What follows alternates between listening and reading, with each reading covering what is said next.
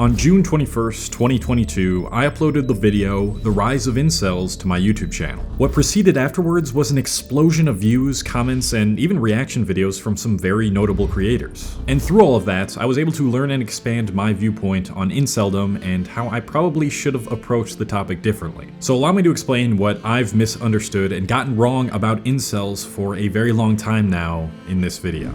It had been a while since I had sat down and watched a movie on my projector, and I wanted to take some time to relax. After scrolling through a list of new movies I could potentially watch, I did what any person with common sense would do. I decided to choose a movie I've already seen before. The one that really stuck out in my mind that I realized I hadn't watched in a while now was the movie Chronicle from 2012. However, when I started watching this movie, what I took away from it, in comparison to the handful of other times I had watched it, was completely different.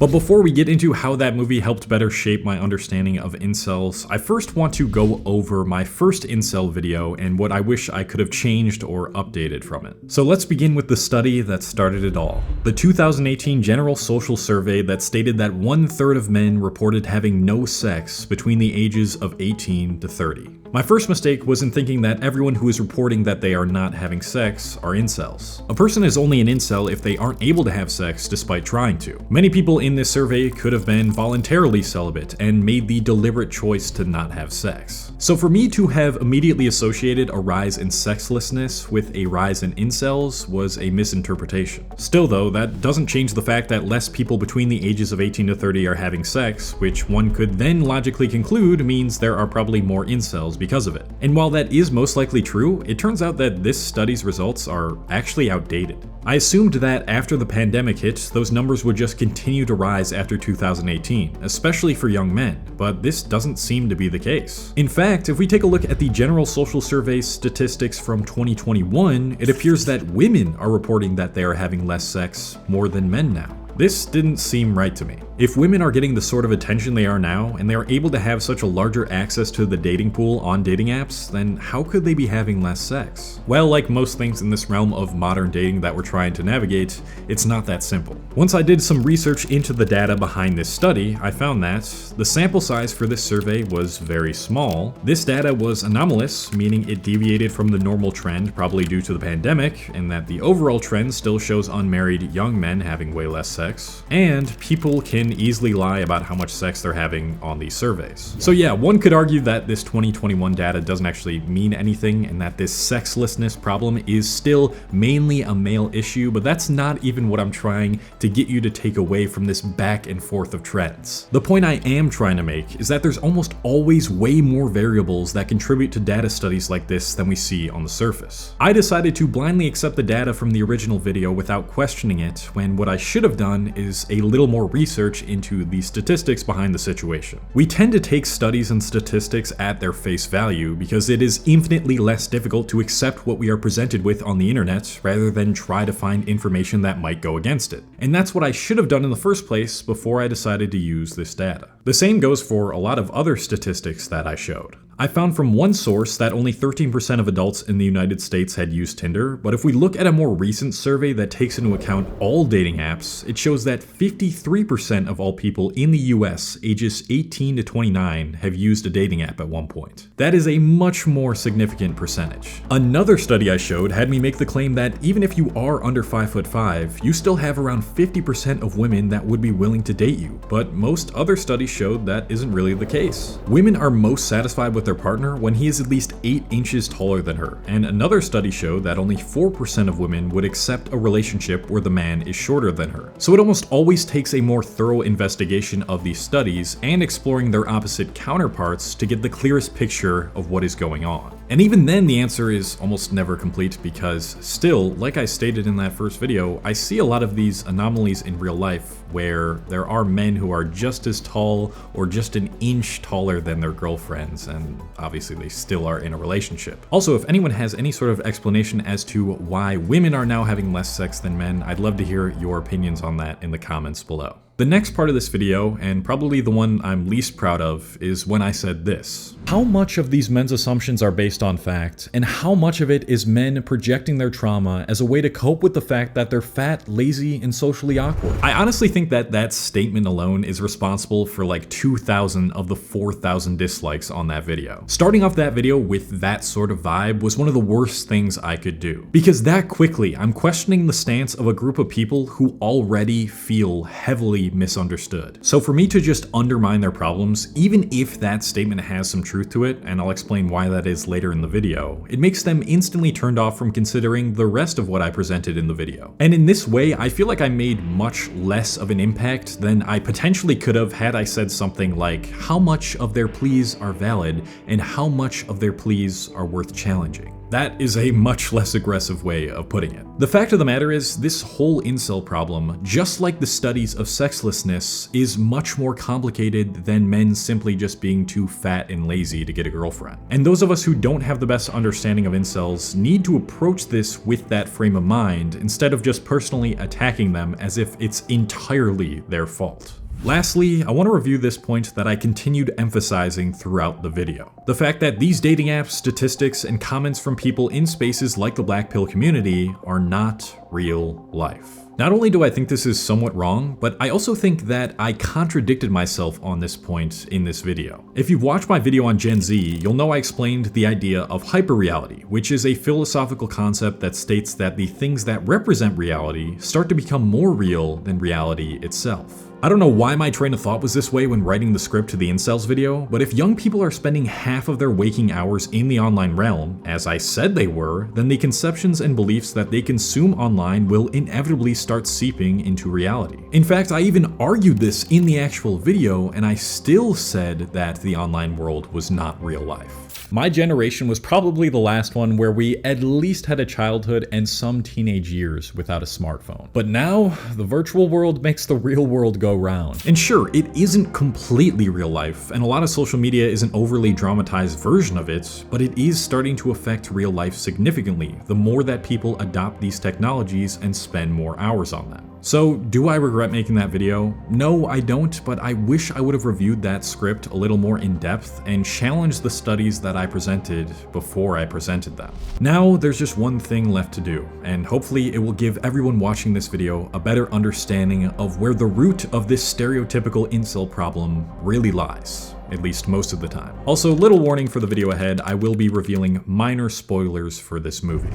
As I continued to watch Chronicle, the life of the main character, Andrew, felt eerily similar to stories of many people who have shared their traumatic experiences both in my comment section and on the rest of the internet. Andrew Detmer is a 17-year-old high school student who starts to film everything that goes on in his day-to-day life. Throughout the start of the movie, we get to know more and more about him. He grows up in a household where his mother is very sick and his dad struggles to pay for his wife's medical treatment. The dad, Richard Detmer, got injured while working as a firefighter and was forced to retire as a result. To handle this, his dad decides to drink, a lot, and takes out his frustrations with the current state of his life on his son. So it's safe to say that Andrew's home life is anything but healthy. We then get to peer into his social life through the lens of his camera. His cousin, Matt, is the only person he can call a friend, and even then, it seems like the feelings aren't exactly mutual.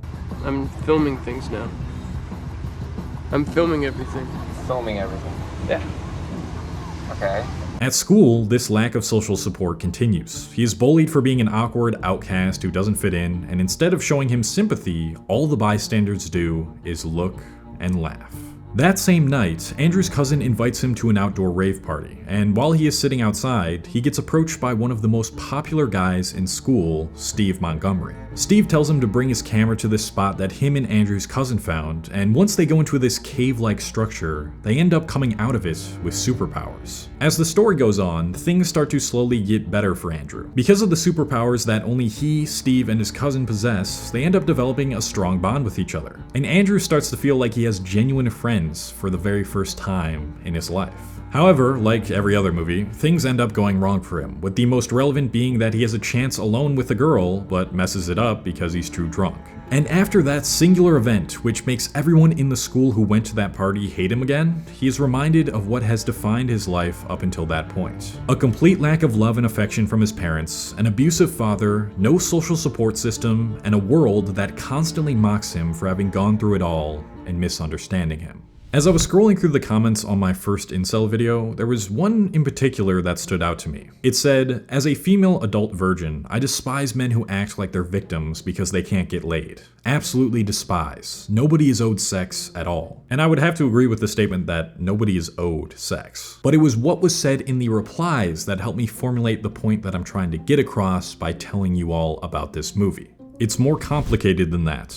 There's two types of incels. There are the entitled pricks with psychotic and violent tendencies. Then there's shy men who have been hurt by others in some way and never had the support system to move past their pain and overcome anxiety. 6 out of 10 incels fall into this category. These kinds of incels don't even want just sex. They'd like to know what it's like to be seen, appreciated, and loved. To expand upon this comment, I actually think that the two types of incels that this person is describing here both stem from what they explained in the second point. One of the only reasons the entitled pricks with psychotic and violent tendencies come to be in this world is because they've been hurt by others in some way and have almost never had a support system to help them in times of need. And their way of dealing with that pain and trauma is to become violent, angry, and entitled. The bottom line is, if we were to look at the story behind almost every incel, instead of just call them an incel, insult them, and only reinforce their trauma, you'd more than likely see a story that's very similar to the character of Andrew Detmer.